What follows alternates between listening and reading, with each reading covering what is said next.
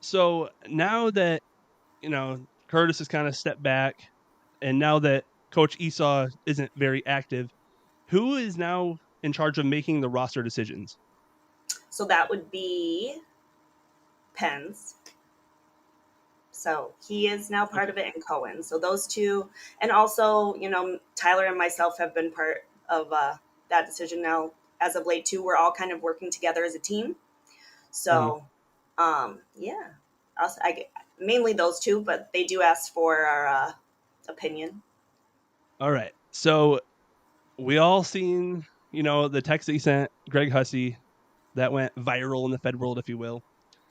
Have you spoken to the Hussey brothers since you've released them?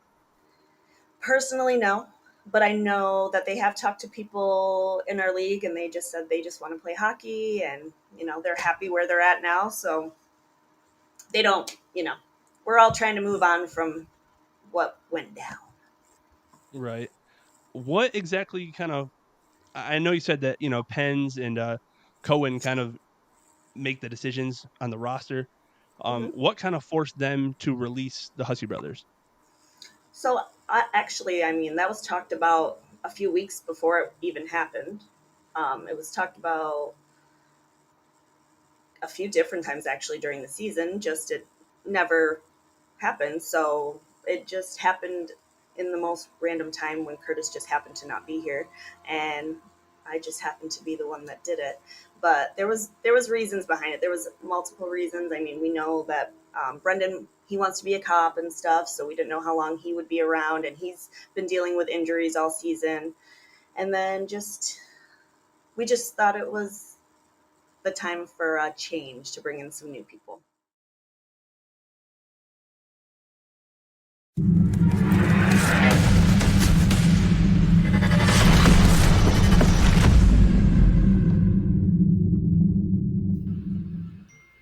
What's up, everyone? This is your host, Sean Johnson, creator of Bench Miner Hockey, and welcome to episode number 37 of the Bench Miner Hockey Podcast. This is the hockey podcast that covers all things single A hockey as well as senior A hockey now. Welcome, UHL. And with us today, Derek, as always. How we doing, fans? And Mr. Greg Hussey from the Baton Rouge Zydeco. How you doing, boss? How's it going, man? Thank you guys for having me. Of course. Do you know why I said Baton Rouge like that? Baton Rouge, French, right? Yeah. French Canadian. That's how MJ Graham said it. No, he does. He says stuff like that. He's got like his French accents on stuff, and he'll talk very unique. He'll talk about the boys coming in. He goes, "You come in, and then you button hook." And like all the guys kind of stop and look at each other because they try not to laugh. You know what I mean? Oh my god! I pull the coach, but he does. He's got an awesome little French accent. I love it. That's fantastic. Well, we are so excited to have you on, boss. I know the first time Baton Rouge got hit by a big storm, knocked out the power. Mm-hmm. The next day, we got the storm, and we got 12 feet of snow. Derek, give or take. I don't know. Yeah, at least. Yeah, at least. If not 20. So. And then we rescheduled your episode again. Then you end up getting sick, and I know I feel like I've been sick all winter long, so I feel you there. You really have. You're up north. You're always sick up there, dude. Oh my god, am I ever? I should have just stayed in North Carolina. What's that? I should have just stayed in North Carolina. I was never sick. The weather was always great. I was in a t-shirt in February. Life was good. Beautiful. Yeah, even if it's like 30 degrees, it's sunny and it's just enough. Right. Now lozenges are his best friend. I know. So. And I've been, I got to keep it PG, but I've been sucking on lozenges like constantly. Constantly. Yeah. Put whatever, someone's going to edit that, turn that into a GIF, something, whatever. That's fine. Be great. Real quick, before we get into Greg's episode here, I do just want to say real quick, this past weekend we went to Binghamton Black Bears Arena. Andreas Johansson, the owner, super awesome guy, gave us a VIP experience there. Awesome. Showed us around the facility. We got to meet Coach Sherwood. He was awesome. We went to the locker room, saw the boys. Quick Gavin Yates story. Gavin Yates, awesome guy. Won championship with him 2018. We ran into him, and I was telling Derek, Yatesy's got some of these amazing celebrations when he scores. So I was like, Yatesy, you owe us a goal and a celly tonight. And he's like, all right, I got you, no problem. So he scores a goal, right? He does nothing. So I was like, well, that tells me one thing. He's got another one in him because he wouldn't not sell you after he told me he would. This sniper scores his second goal, explodes the. What do you do, Derek? He exploded. Oh, he exploded the goalie's bottle. That's Cake right. Popped right off like a freaking cherry on a sundae. The bottle rocket shot. Drop pass, bottle rocket shot. Then he goes for the celly. He goes deep sea fishing against the Elmira River Sharks. How beautiful was that, Derek? It was good. I felt like I was right on the charter with him. Oh my goodness. Very appropriate. Very appropriate. He's a Boston guy. He grew up with my my brother. Played with him on. I can't think what team it was. I think it was either the Bay State Breakers or something. One of those. Yeah, it was Bay State. Yep. It was Bay State, and man, my brother would come home and tell stories of this kid, and I'm like, who is this animal? Next thing you know, he's coming to family events. He's coming to hang out with the guys. He's just over on a Thursday. Yates's a great guy. So yeah, he's your third brother now. Yeah, pretty much, yeah. I don't know. You be careful. Mafoose is out there. You know, when we won it out in Watertown, Mafoose has been like, I'm the third Aussie brother. It's like, we really Oh, that's fantastic. But I just wanted to, shout out Binghamton. The whole organization was world class. They treated us like gold. It was a crazy, awesome experience. If they scored 4 goals, you get free Burger King, and they scored 8. So I think we get it twice. Well, they'll give us 1 voucher, but that's besides the point. Yeah. So we'll get over it. Big thank you to Andreas and Coach Sherwood and it was awesome. Everyone. That was such a cool experience. Moving on though to Baton Rouge and Mr. Greg Hussey here. I want to let you have the floor for a minute. Tell us a little bit about yourself, where you started, how you got to where you are now, things like that. Oh, all right. Obviously, name's Greg Hussey. I'm 33 years old. I'll be 34 in March. Probably one of the older guys in the league. I've been in the league. I've been out the league. I've been around. I haven't been around. Took 5 years off. Came back. Been here the past 3 years. Not in the league anyway, but started when I was 4 years old and got a set of pads on me. My dad was a goalie. Still is to this day. Wow. Yeah. Thank God for those 2 new hips he's got. But yeah, no, I fell in love with the position at a real early age. Little brothers and my little sister followed me around every rink possible for tournament after tournament. And it wasn't long before they were all doing the same. So, big hockey family, and man, it's just been amazing ride to see where the sports brought me. No, that's awesome. So, since you're a Boston guy, we were actually talking about this on a road trip to Binghamton. We want to hear your best, Boston and Australian accent. We call it Bostralian. Australian accent. It's unique. It's because we found that the Boston accent is pretty close to Australian. No, it's. I'll be trying to. I find myself when I'm trying to use the Boston accent, I find myself right in. I start going down under. Then okay, all right. Geez, you got any examples? I need to hear what you guys are.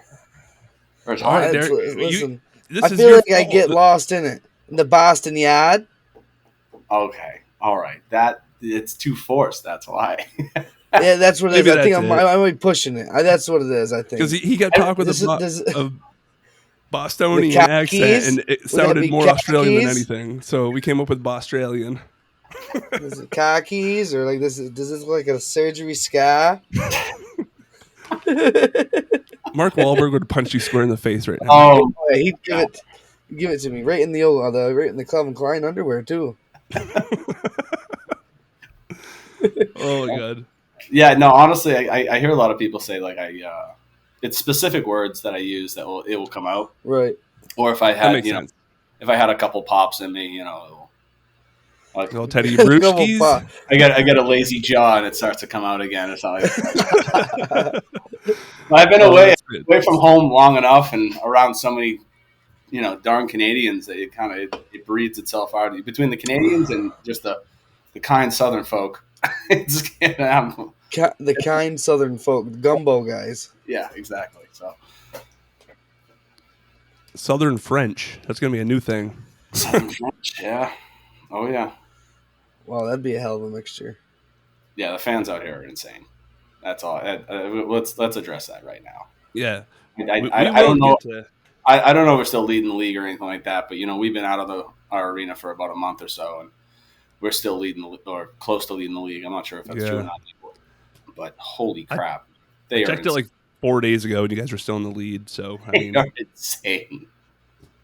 Never seen anything like it. Cool. Behind me, they got like a big Greg sign on my right, and then on the left it says "In Greg We Trust," and it had That's awesome. me and Greg Harney. So it was like it had "In Greg We Trust" and it had 1 and 35, so it had both of our numbers on it. And then recently, I think that one of the last 2 games that we had at home, it was people off to my right, like the balcony kind of comes around the arena, and it says "Seated at the right hand of Greg." Guys, and they're massive. They're like bed sheets, and they like drape them over the side, and like they're enormous. So it's been pretty cool playing in front of these fans down here. That's awesome.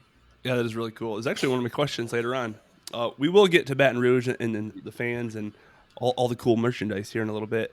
I do have a random question for you. What do you got? Out of the last few teams you played for, it seems like your brother is always with you. So I guess my question is, are you guys like a package deal, or have you guys like ever been rivals, or So we've never been rivals. really? Ever. We've never been rivals. He's always played with me, and like even if it's like summer leagues and stuff like that back home, Mhm. he's always been on my same team. Both of them, both of my brothers. But yeah, like we've never had open discussion with teams regarding like when we were picked up by Watertown. Brendan was already on the team, so like when I started in Watertown, Brendan was already on the team, and by the time I got there for training camp, he was already gone to Macon that year. That was the year that we won it. So I was there, and then I ended up following him out to Macon later on. And then he came back down, and then I came back down to win it, and stayed in Watertown again. And when we ended up leaving Watertown, when we spoke to teams, they were just like, "Yeah, we want both of these."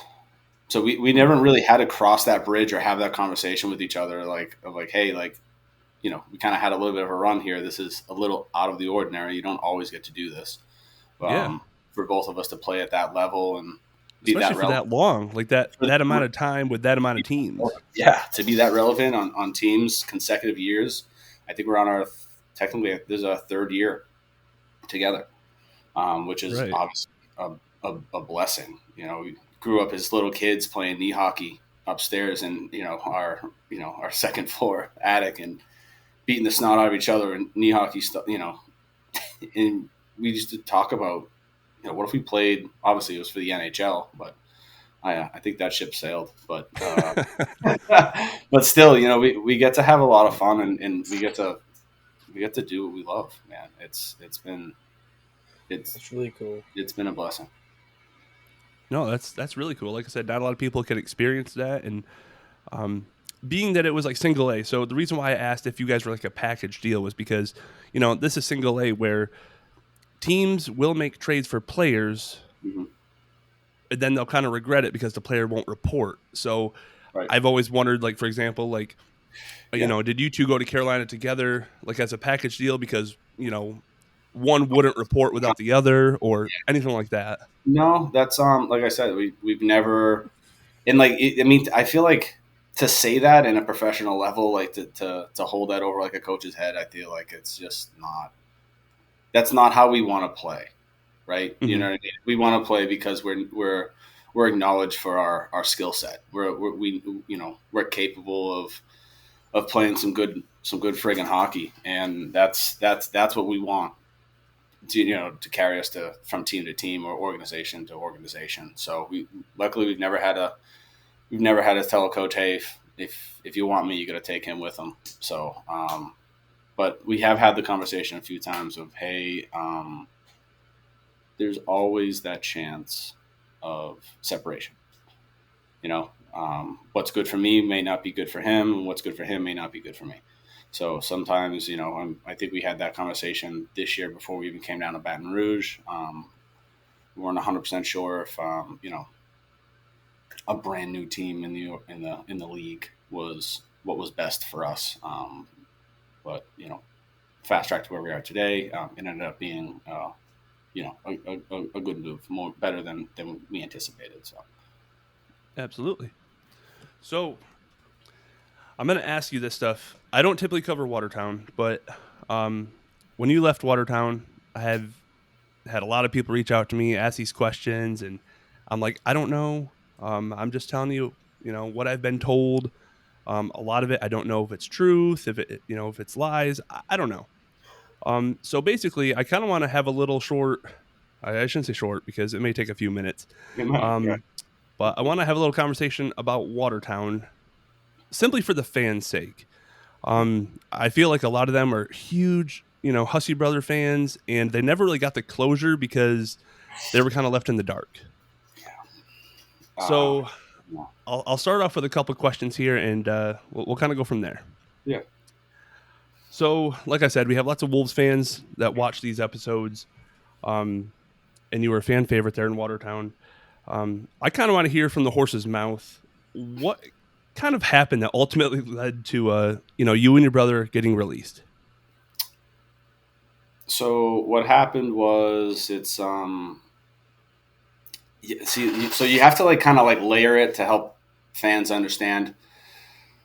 When you don't have a coach, everybody is, that means you have probably 19, 21 guys on a team.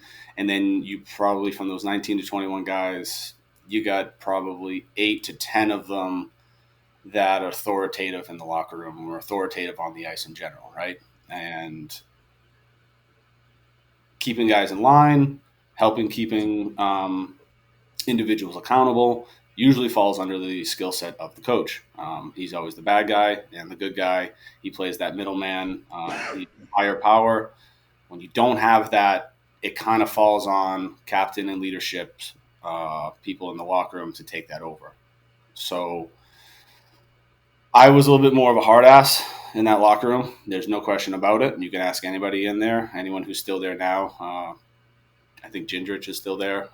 He'll tell you I was definitely a little bit more of a hard ass, but trying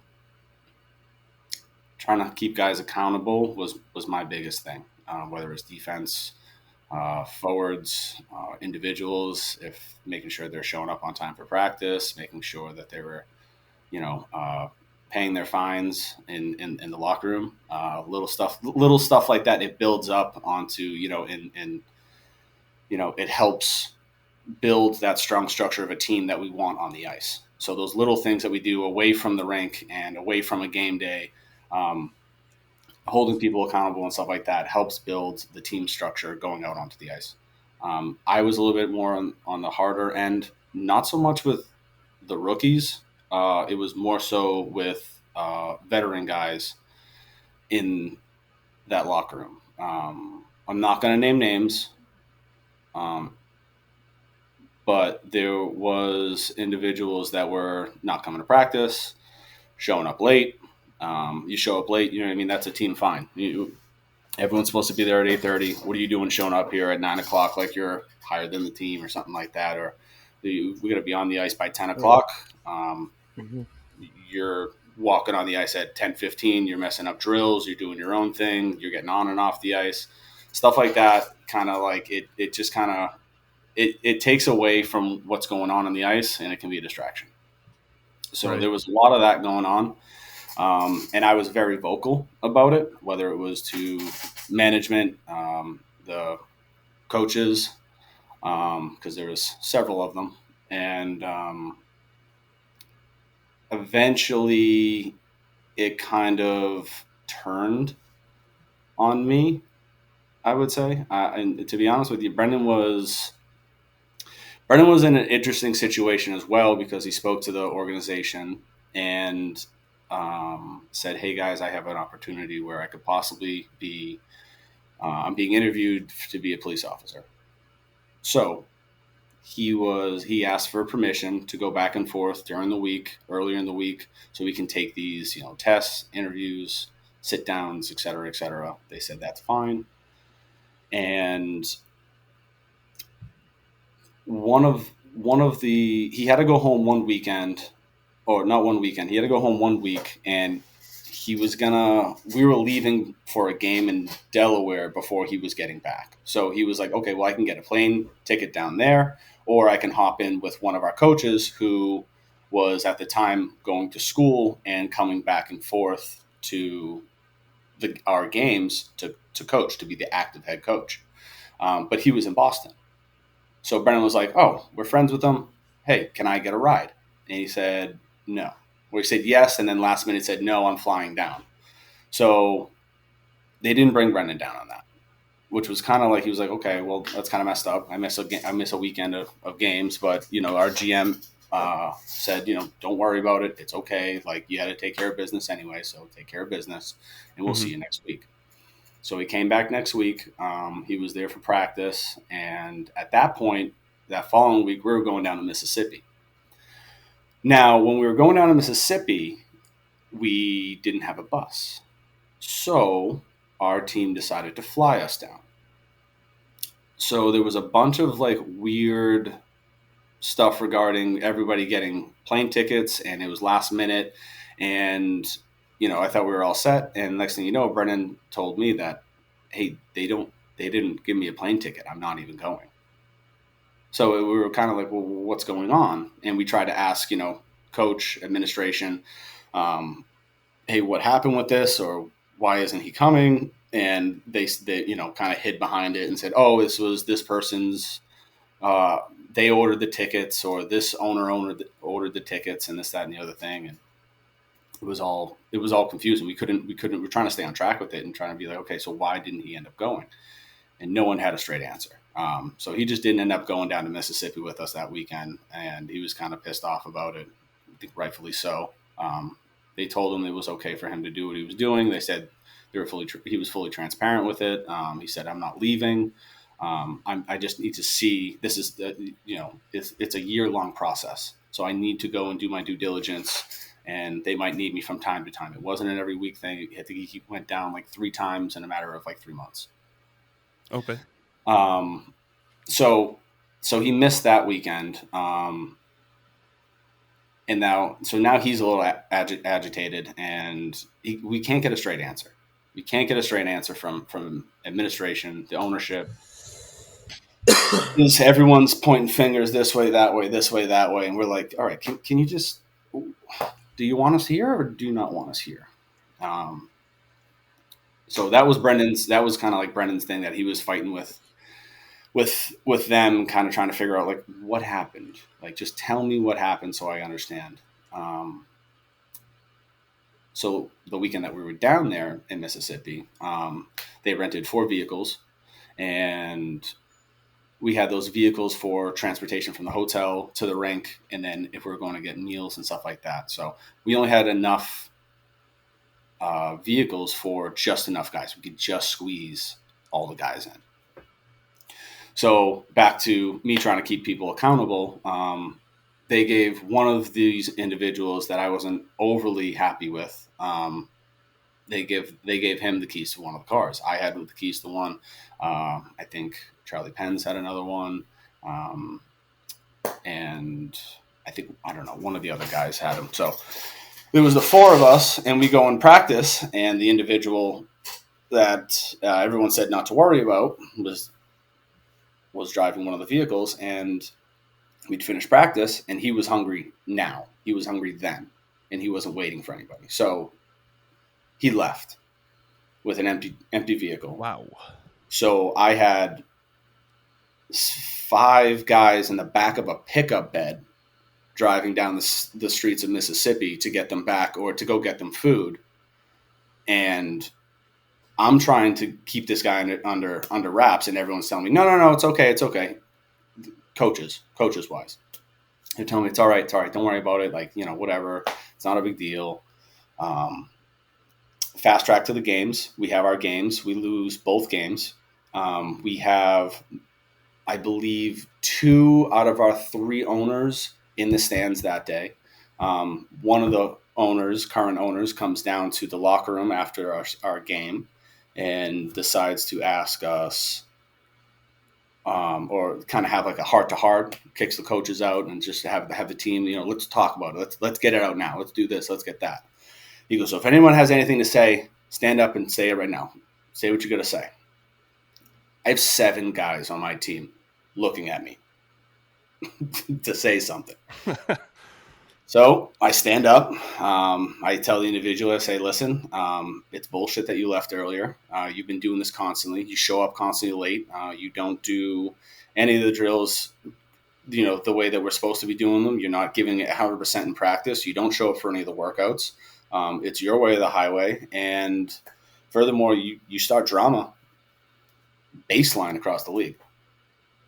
And I said that right in front of the owner. And the owner pretty much kind of like was like, oh, okay, all right. And like kind of like hushed me. And like that was it. And then like it just ended. Like that was the end of the whole meeting that he wanted to have. It wasn't like let's clear the air, because apparently they were in cahoots with each other. So that ended. We ended up going back to Watertown. And now I'm kind of just really pissed off, because now it's taken a toll. I have other guys complaining about this, that, and the other thing. There's even more things that are going on regarding like other teams trying to come to play us, and their bus anonymously gets called in that they're not, their bus gets called in that it's not legally registered. Mm-hmm. And they can barely make it to our game in time. And, this individual is like bragging about it in the locker room. And it's like, dude, what the fuck are you doing? Like, this is ridiculous. So now I'm on this individual. I'm really on this individual, to the point that like, even in practice, I'm jawing back and forth with them, and he'll just get off and leave and do his thing. And, that's it. But he'll make a scene about it, and he'll talk to the owners behind the back. And so long story short, the last week that we were there, he's claiming harassment.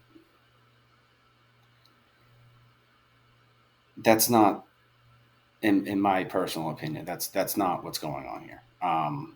I think he's playing the martyr, and ended up going to the ownership, the owners, and all of the sudden, the GM and myself and Brendan, Curtis Mosley, very good friend of ours, very, very close friend of ours. I talked to him today on a regular basis. And he was posed with a anonymous letter from Brendan and myself, apparently.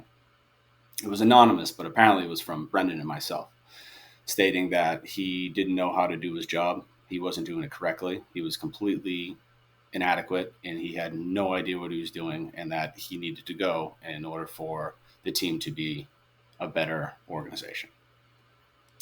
Curtis isn't a stupid man. He said, "Let me see the letter." No one ever showed him the letter. He never got the letter. And at that point, he made a point to say, I'm going to step back, because there's some stuff going on here that it's tough to keep track of. Even to me trying to like convey what I'm trying to say here, there's so much that went on behind the scenes. It is so difficult to keep track of everything, because every day there was something else. So it's excuse me if I'm getting like caught up with my words or anything like that. So Curtis steps down, or takes a step back from the GM role. And at that point, I'm, like you said, we're pretty liked in the community. We know a lot of people. We have been there for a little bit. I won the championship there. Apparently, the owners and coaching staff decided to go out to a bar one night the week before we were released, and started to shoot their mouths off about how we're going to be just released. And at this point, you can't trade us. It's past the trade deadline, and all that stuff. So So Brendan and I knew a week ahead of time that we were leaving before they actually told us we were leaving. So that week goes on. I didn't play at all. I didn't even dress. And we had a game Friday and then a game Saturday. Both those games came and gone. Saturday, we're like, oh, we didn't hear anything. We haven't spoken to anybody. We haven't heard from anybody this week whatsoever. So Sunday comes, and about 10:30 or so, I have a text message from one of the owners. Hey, can you come and meet me? I'd like to have a meeting with you. I know what's going on. It's Sunday. It's my day off. You didn't tell me we had a meeting ahead of time. You didn't tell me you needed to talk to me about something. Neither did you tell Brendan. So I'm going to ignore you until Monday. So I did that. I ignored. And Brendan came in and got a message probably 20 minutes later. Same thing. And he says, what did you say? And I said, to be honest with you, I said, this is my day. This is my day off. So nothing was scheduled. If I agreed to something beforehand, sure. That wasn't the case. So I said, just ignore it and we'll address it Monday. So the owner now, because Curtis has stepped down, so now other people have now filled in this role for him, and now they're in charge of moving players, signing players, releasing players. So this owner now has texted me again, and it's about 11:30 now, and they're saying that this is ridiculous, that you won't answer. I'm just trying to talk to you. What's going on? And that continued to eventually be, well, just to let you know that we are going to be releasing you as of now. You're going to be released from the team. And I was like, oh, okay, all right, that's fine. Still, I'm not answering. You said what you needed to say. I saw it. I'm not answering. This is my day off. I'm out with the guys actually at this point with lunch. We're meeting lunch with our assistant captain, Manor. And he's watching everything as well. And he's like, there's no way. Because we live with Manor. And he's like, are you guys really going to get released? And I was like, yeah, well, let's see. Here comes the weekend. And sure than shit, that was what was going on. Then I think you guys or somebody else sent out the text message that the owner said, "Hussies?" ? More like pussies. That was pretty comical. And then that was how that's how we were released from Watertown. So again, it wasn't something that we were looking to blow apart or anything like that. It was more of a situation of like, we had the team was trying to go one way, and then you had ownership thinking they were doing something else, and then you had, I have nothing bad to say about Curtis. It's a shame that Curtis was involved in a lot of it, because a lot of people look back at Curtis and, I got to tell you, Curtis made sure that we were paid on time. In fact, that he was so in tune with it that he knew that, hey, I'm going to make sure you guys get your paychecks on Thursday, because I need my team to make sure they are well fed before their games and before they go onto the ice, before we put our product on the ice. He was very in tune with what we needed. If guys needed an extra set of steel and there was an extra set of money, there was some extra money laying around, guess what? That guy got that steel. Or maybe someone got a better stick that they needed, or maybe someone got this. We always had enough tape. We always had food. We stopped at Chipotle before everything. That was all Curtis. Curtis killed the GM position for that team in Watertown that year. Absolutely killed it. And I don't think there's anything more he could have done to help that team out. And I can't stress that enough. So losing Curtis Mosley from that organization was a massive, foundation pulled out from underneath them. No questions asked. Mm-hmm. So yeah, that's how we were released. It's not how we wanted to be released. We definitely feel bad for the fans in Watertown, because we did want to stay and keep our mouths shut because they were trying to play it off like we were bad people or bad individuals, and we were a little, whatever you want to call it. But we just wanted to play hockey. We just Right. wanted to play hockey and be a competitive team. And what I gave in practice and what Brennan gave in practice was our expectation for everybody to give in a performance-based profession. So if they weren't doing that, or they acted like a prima donna or anything like that, and no coaching staff stepped up, then the next leadership group, which would be myself and any of the captains, were supposed to step up. But like I said, being one of the older guys in the locker room, I have a little bit more of that vocal presence Right. of what should be expected. Sometimes I can play the bad guy in the locker room, and I understand that. Even here in Baton Rouge, I have rookies that I will get on, but at the same time, those same rookies will turn and tell me, "Hey, look, I know why you're on me.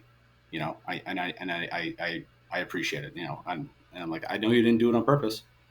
I know you didn't do it on purpose. I know you didn't do, you didn't mess up on purpose or something like that. But I mean, you got to remember, like, the one thing I tell a lot of the guys is, like, listen to the message, not the way it's being told to you. Because a lot of the times we're on the bench, we're in gameplay, and sometimes that message can come off like I'm coming at you. I'm not coming at you. I'm trying to get that message across so you hear it and you remember it for that next shift. So 100%. It's like I said, it's been difficult to try and navigate. It's difficult being on a team when teams ask you to be a major role in the leadership program or the leadership group, and you don't have a coach. It's very, very difficult to play that line or to walk that line. So yeah, that was Watertown in a nutshell. That was Watertown. There's even more stuff, but again, like if I go into too deep into detail, we'll be here for hours. Literally for hours. Well, let me just say, first of all, I really do appreciate, your whole side of the story. I think that fans are really going to respect that and appreciate that.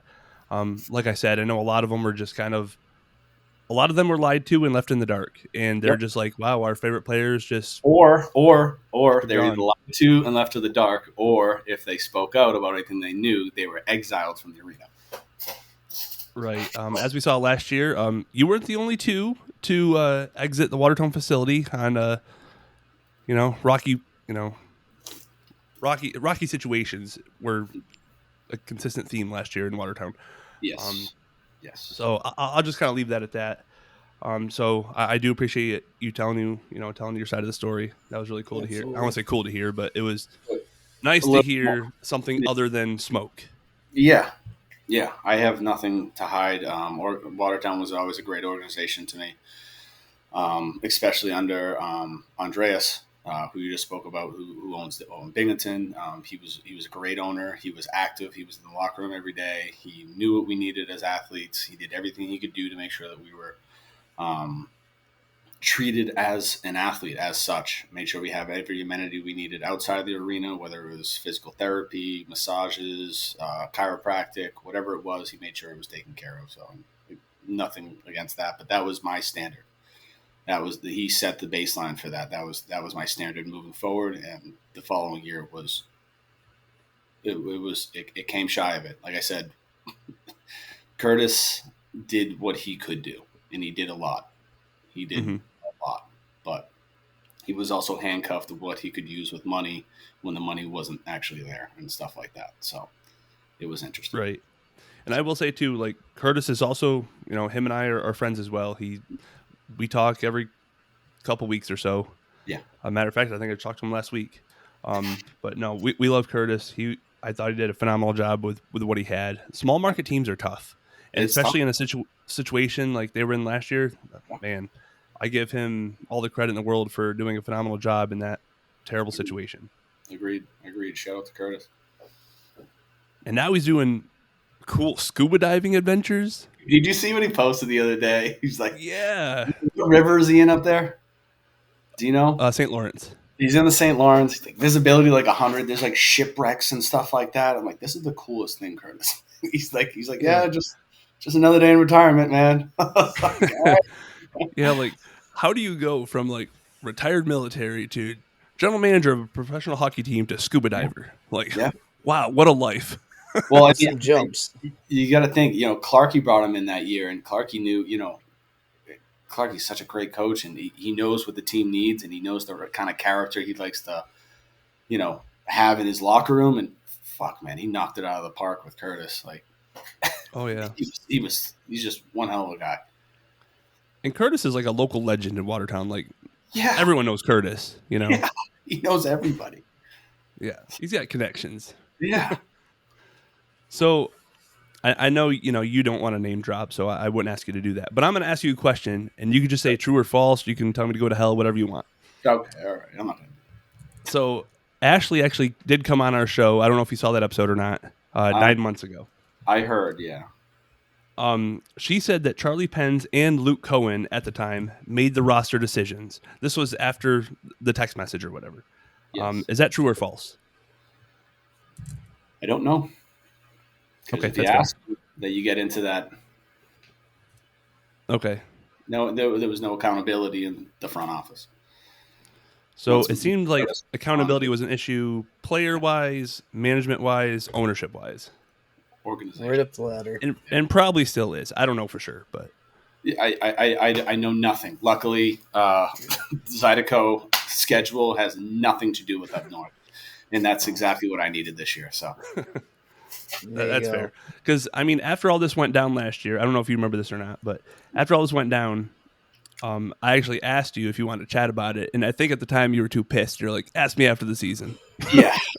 And I was like, you know what? I'll wait till next season. There was so much, and it was emotionally involved, and it's not easy for a player to especially win a championship somewhere and then come back, be asked to be looked upon as like the leadership group, whether they can put an A on my jersey or not because I wear the pillows. That's essentially what they're asking me to do, and then the way it's all falls apart is it's again, like, emotions are involved, and right. Sometimes you don't have anything nice to say. You don't say anything at all. That's true. That's it. And I know a lot of people, they come on Benchmire and they get kind of like, oh, I got to be careful with what I say because I don't want to get in trouble. I understand you guys are professional athletes, and I would never intentionally bait you guys into saying something that you regret or that could get you into trouble. So I just want, you and whoever watches this to know that. We have the best intentions at Benchminer. We promote the league. It's a developmental league. We want to see you guys get better and move on to the next level and grow. So talking about this stuff is not fun. I admit that. But the only way to make the leagues better is to point out these things and grow from there. Yeah. Absolutely. Yeah. So, after everything that we talked about, I'm extremely grateful for all of your comments and your story. Is there anything else you want to add about Watertown at all regarding your time there, the story, anything like that before we move on?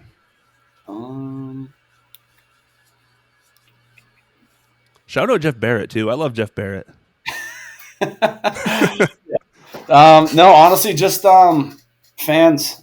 Just nothing but love for any fan that comes to, obviously any game that we play in. But the Watertown fans are. It is a small venue, like you said, but man, is it a tight knit little community. And I got to tell you, man, that you fill that arena, like, 2,400 people. That's about all you can get in there, but that place is rocking. That place is rocking, and it's full, and you feel it, and you feel comfortable, and it's a nice place to play. And those fans are awesome. They deserve to have hockey out there, and I wish nothing but the best for them. So, right. So I 100% agree with you. I'll burst your bubble a little bit. The arena can only hold 1,500 max, so 2,400 is a little bit high there. Oh, it is? 1,500 max. Player code is 1,500. That was me playing Delaware, 777 fans. Right. But I will say also, like, I was with the Watertown organization just like you were. It was amazing to build that franchise and see it grow. And I believe when I left, we were sitting at around 1,100 fans on average. So to see the numbers now, in a sense, it's like it's really sad because when I left, it was in good standing, and now I won't say it's in shambles. That's not the right word, but No, I won't it's say not shame. in as good standing as it once was, and to see fans not really attending games anymore is kind of sad. So. Yep. I hope that ownership and management gets it figured out, and I hope that they can build it to be what the fans deserve. Right. They need another banner up there. They already have a couple up there, and I know they're looking for another one. 100%. I mean, they're the only team in the league with multiple. I mean, they got Yes. 3 now, so it's just a historic team. So we want to Yes. see it move in the right direction. So Yeah. we'll move on from Watertown.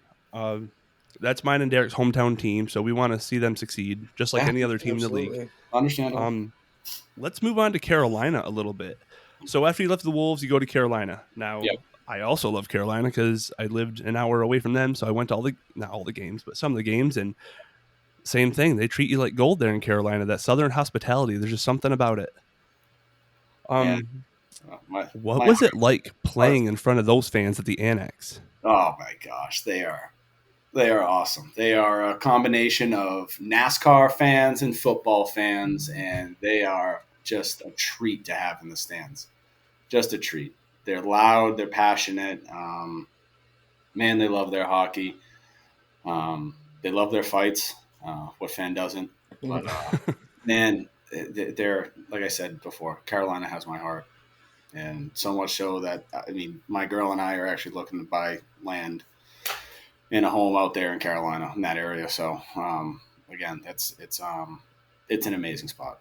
To be able to go to that organization it was an honor just to be picked up by them just like that. No questions asked. That meant a lot to us, and I think for a player, I think for Brendan and I mentally that spoke volumes for our type of play.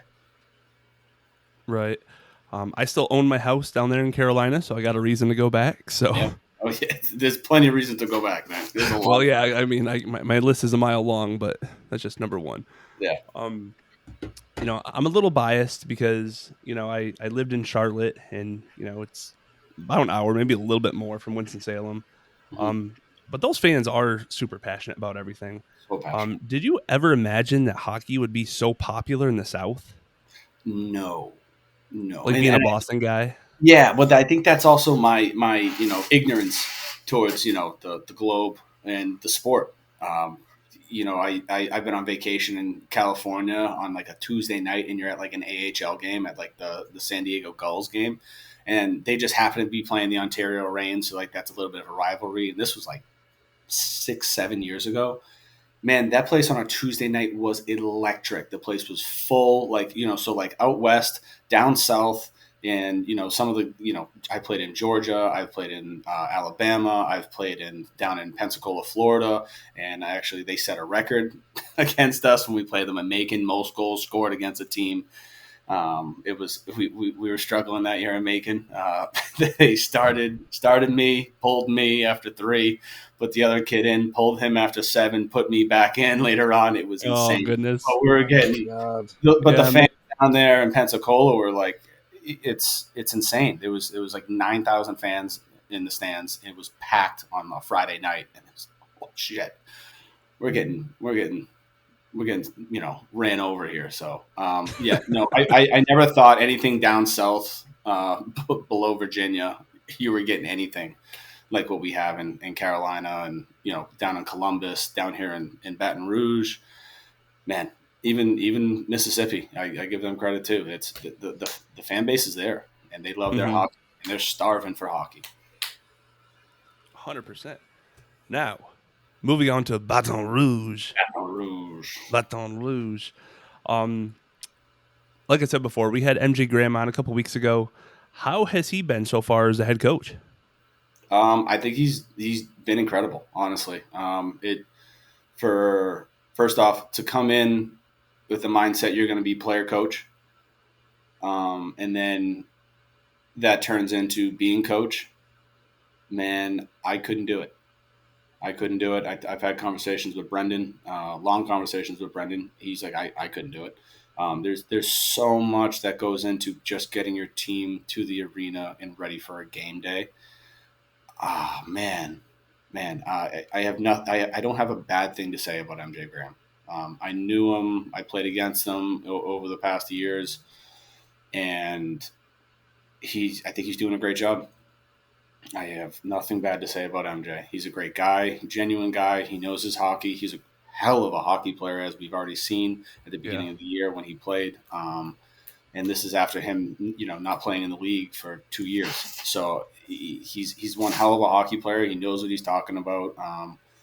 It takes time to develop coaching skills, and that's going to take time. But again, I don't have anybody else in mind that could do the job that he does down here today. Right.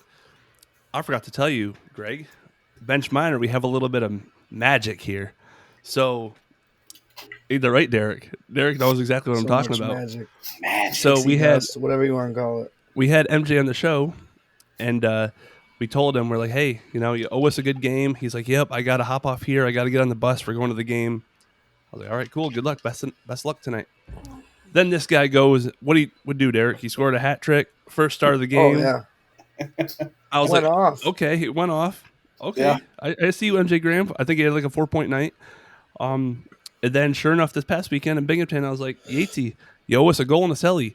He gives us 2 and an assist in a celly. And Yeah. yep, you already know. You already know. So now we need to wish you good luck for your next game. I appreciate it. I could use it. I've been playing for a little bit. I've been sick and out and all that stuff like that. So I could use it. Yeah.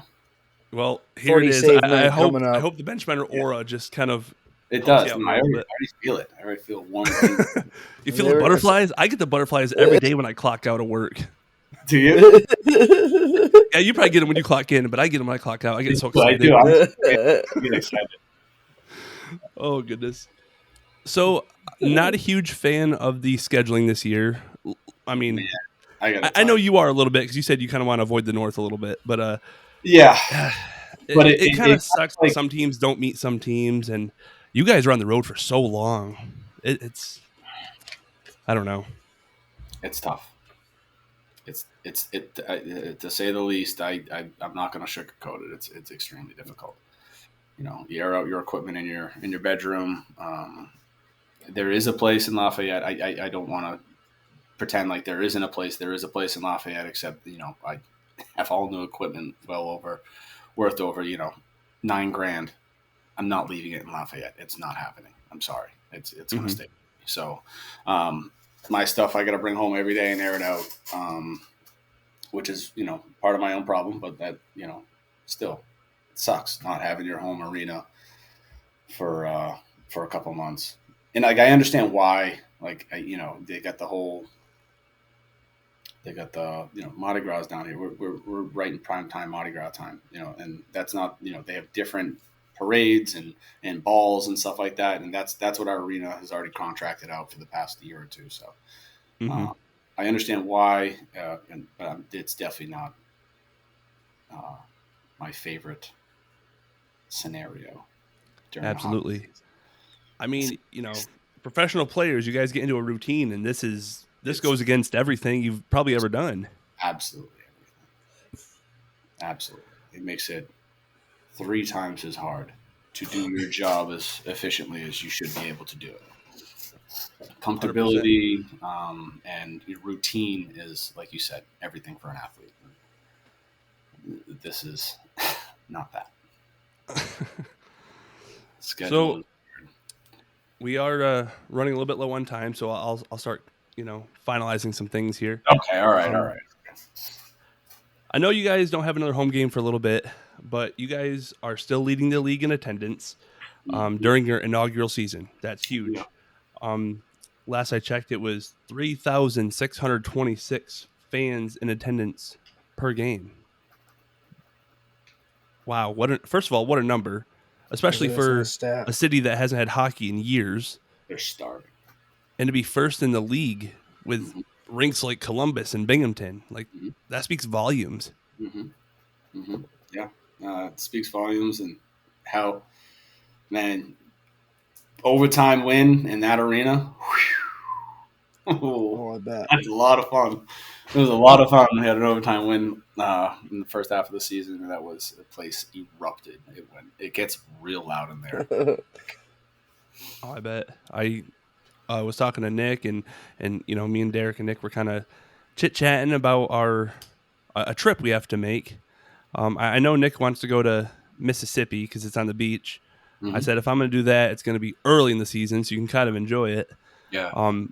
But man, I think it would honestly be cool if like the stars aligned and the schedule aligned to where like we could go to like Baton Rouge, Mississippi, and Columbus. Like even if it's over the course of 1 week, where it's like a Friday, Saturday, then Friday next week or something like that. That Columbus That'd trip be cool. it's not that bad from here, and No? Mississippi, it's on the way. You would go from us to Mississippi to Columbus, and it's just a straight shot. So it's very doable. I would absolutely. I'm a huge advocate for telling anyone, if you have the finance and the ability to get out here to see a game, get the hell out here and see a game. It's something special to see a game in Louisiana. That's for sure. Yeah, MJ said we got to go there and well, I probably can't say the first part that he said, but he said check out the ladies and eat the gumbo. And I'm like, well, first of all, we're married, so we don't worry about the ladies, but we're there for the gumbo. I'm down for some good There's Cajun style gumbo. The guys are definitely very entertained with the females down here. I hear all the stories. I'm like you guys. I'm like you guys. So I just kind of sit back and listen to the stories, and the stories are just fun. Get my chuck before we go out on the ice and practice, and then that's great. Oh my goodness. So I know we talked a little bit about the In Greg We Trust, but like I said, it seems like you're a fan favorite everywhere you go. What does it mean to you when you see like your jersey in the stands or the In Greg We Trust banners and just things promoting you? How does it make you feel as a player? Loved, just love, man. That's all it is. That's just love, and I think that's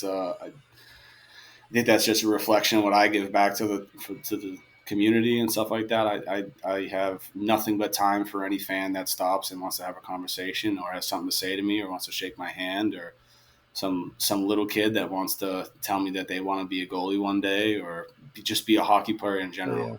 Yeah. I don't do this for money. I don't do this for fame, notoriety, or anything like that. I do this for the love of the game. If I can help promote the love for this sport and maybe help a younger kid play and maybe, just maybe, produce the future, Matthews or something like that, man, that's what this is all about. I want nothing but the best for this sport. It's given me nothing but the best, and it's shown me so much about life and about myself. So, it's amazing that I have that a little bit of small time fame in some towns. Thankfully, my girlfriend helps keep my ego in check. She's all over that. Always. but yeah, no, it's amazing. It's really, it's heartwarming, and I feel the love, and it means a lot to me. No, that's really awesome to hear that. We kind of had Colin Fitzgerald from Huntsville. He I don't know if you saw our last episode, but his last message when I gave him the floor was something similar to that effect, where it's, he's like, I just want the next generation to, succeed, and, don't give up on your dreams. And if hockey's in your blood and in your passions, then don't let no one bring you down. And he even said head coach. So I'm starting to wonder, like, did one of his coaches try to bring him down at one point, and he just said, you know what, I'm not going to let that happen. And he ended up in the SB. So that happens more than you'd think with coaches, man. You know what I mean? If you think about even like the NHL and stuff like that, you heard about, a couple of years ago, those coaches being fired left and right for some of their behavior behind the scenes. That happens more than you would imagine on the professional level, but especially at the younger ages, where it's like, little league or, whether it's baseball, whether it's soccer, football, it doesn't matter. It happens everywhere. So yeah, I completely agree with Mr. Fitzgerald. Chase your dreams. Don't let anyone ever tell you no. Regardless of what it is, it's your life. You live it the way you want. 100%. Do you think, being in Baton Rouge, you guys could get Justin Jefferson or Odell Beckham to drop the puck at one of your games? Dude, man, I've been trying to get Lil Wayne out here. There we go. No, we're talking. Oh, man. If you ask Brendan, he's been trying to get what's the girl on LSU gymnastics? Livy Dunn. He keeps trying to get Livy Dunn. Oh, okay. I think he's hard struck. It happens. It happens. Yeah, sure. But yeah, no, fuck. Odell would be sick. Man, I didn't even think of that too. Yeah, there's a bunch of old. I mean, he only needs one hand to drop a puck, so he's already got that. Yeah, he's get Joe Burrow out there. Yeah, get Joe out here, man. Yeah, everyone's smoking cigars. Yeah, I got to tell you, we went to up north in Boston. You don't have big football games like that unless it's an NFL game. So you don't have like the tailgate, all that stuff like that. I mean, meanwhile, there's Patriot fans being like, "What are you talking about, you idiot?" But there's 100,000 people in that stadium, and then there's another 180,000 to 200,000 outside around campus, just tailgating for the game. Mm-hmm. We went to LSU and Florida Gators football game, and it was like something Brendan and I have never experienced before. It was insane. So, man, to get any of those football guys to come drop a puck, I think that would help some attendance in the arena. You guys are even struggling with attendance, but I mean, not that we're struggling, more the merrier, right? But there's still plenty of room. It definitely vibe up the crowd. That's for sure. Heck yeah! Well, I only got one more question. You got anything, Derek, before I ask my final one? I think I'm good. Think you're good? All right. Last question here. We're down to 2. Let's hear your Super Bowl prediction. Oh, my gosh. Super Bowl. I mean, shit. I mean, huge Detroit fan. So, well, that's unfortunate. I know. So, believe me, a lot of people are feeling for him. Yeah. I saw Eminem like this, and I'm like, I felt that pain. I've never seen it. I didn't know Eminem could cry, but apparently he's human too. But damn. So, I mean, I guess I gotta go with Kansas City, right? Yeah. I guess, you know. You can if you want to. It's the Super Bowl nobody really wanted. I feel like honestly. You know what? I have stopped watching. Once Lions are out, and there's no Tom Brady. I'm a Patriots fan. There's no Bill Belichick. I'm out. I don't give a fuck anymore. It's over. It's over from here. The season's done for me. I could care less. Shoot, if I had that mentality, I would have stopped watching Week 4. I'm a Carolina Panthers fan. That was a rough season. Oh, man. Yeah. That's why, I don't know. In my mind, I know that the NFL is a business, and I know that they're going to capitalize on Taylor Swift. So that's why I feel like Kansas City's going to win. But my heart wants 49ers to win just because Christian McCaffrey deserves a ring. Yeah. Okay. So right. Shanahan does too. So realistically, I think KC wins it, but I really want 49ers to win. Yeah. We'll see. We'll see what happens. I don't know. Yeah, anything can happen, but it should be a good one. I don't think that the NFL is going to let Swifties down. I think they got it this year. They can't. You know what else I think they kind of have in the bag here? Shit, Taylor Swift, halftime show. How have you not set that up yet? You know? Well, I could be wrong, but you can't believe everything you see on the internet. But I have seen a few times where they have asked her and she's declined. But that was in years past. So I heard that. And I think she's maybe now that she's going to go on Travis, and if they stay together, maybe. Who knows? Maybe. I mean, yeah. Maybe she'll do like what they did with fucking what's his name hung upside down from the ceiling. Oh, 50 Cent, Dr. Dre, and maybe they'll just she'll do something. She'll pop out of a box or something, and maybe a bad cake. Blood. You know. I don't know. Yeah, so I think I'm probably better off with the halftime, guess than it was the actual who's going to win the Super Bowl. So right. That's fair. I mean, we all love little Usher, Usher, baby. Yeah. Every Friday is Flashback Friday, Derek. So you were singing a couple weeks ago. Oh, I love me some good Usher, dude. can't go wrong. And today it was Lincoln Park. What the fuck? Oh, I'm back and forth. I'm all over the place. What's Lincoln wrong with that, dude? That was my go-to as a kid in the back seat with my Walkman CD that I made myself. Oh, Yeah. dude, love I had the those. same. Trying to hold it You like and I this. are You hit the bump too hard. practically And the same age, so I mean, Oh yeah. or you got Especially on, like, or your cord gets, you got to hold it just like. Oh, if you move it too much, you could There hear we the go. static in your ears and stuff like that. Yep. oh shoot. Well, we will Good wrap this up. days. Greg, I really appreciate you coming on the show here, boss. No, thanks for having me. 100%.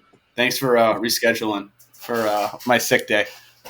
We're scheduling twice. Well, the first time we didn't have a choice because Baton Rouge was Mother without Nature. power. Yeah, it was wild. But no, all good, dude. I do what I can to help out everyone. Thank you. It was worth the wait. Thank you, guys. Next up, next week, we got Mitch Atkins from Pensacola. Oh, he's a great guy. Great guy. Bye. And then I'm not going to say who just yet, but we got our first UHL guest after that. Okay. So I know a lot of people are excited that we're covering the UHL and Senior A, but a lot of people are also, why are you covering beer league? Why are you wasting your time? That's not real hockey. Let me tell you, we understand it's not professional hockey, but it is a great substitute for, honestly, people like Brendan who want to pursue a career, that have a job, that work full time, that want to play hockey on the weekends. It's a great substitute. Yeah, it's difficult for some of us to go back and just play men's league. A lot of people say, why don't you just go play men's league? You can just play men's league and get a regular job. And you know what I mean? And it's like, you can, but it's that competitiveness that you can't kind of let go of. So that I know they're probably saying it's a glorified men's league and stuff like that, but I know the competitiveness and the seriousness is still there. So you're going to still get some good hockey games. Right. And that league, and mind you, I'm not sticking up for the league or whatever, but first of all, give it a chance. Everyone loves hockey. You know what I mean? And secondly, there are a few former Fed players and even a former SP MVP that play in the league. So, like you just said, the competitive level is there. Yeah. So give it a shot. Check out one game. If you don't like it, don't watch it. Yeah. If you like it, awesome. Absolutely. Yeah. It's just That's there the way I for kind of The feel. show. It's just there for the fans, and if they're not there, guess what? Those guys are going to go just as hard regardless because they're happy to be 100%. there. That's what they were born to do. It's just unfortunately we all can't make a living off of it, Yeah, absolutely. And I mean, it's super affordable. Oh yeah. I saw one team that offered $5 tickets. Yeah. $5 tickets. Okay. I'll take my family to a hockey game for $15. Yeah. 100%. But absolutely. regardless, that's my TED Talk. Once again, appreciate you coming on, Greg, Derek. We will we'll be on next week with Mitch. Do you have any final statements you'd like to make, Greg, about Benchmire followers or Zydeco fans or Watertown faithful or? Just thank you guys for having me on. To all the fans out there, just thank you. It makes what we do that much more enjoyable. And keep coming to the games, whether you're cheering against me or cheering for me. I don't care either way. You're in the stands, so thank you for coming out. That's right. Well, thank you, buddy. Really appreciate it, and we'll keep in touch. All right. All right. Thank you very much. Of course.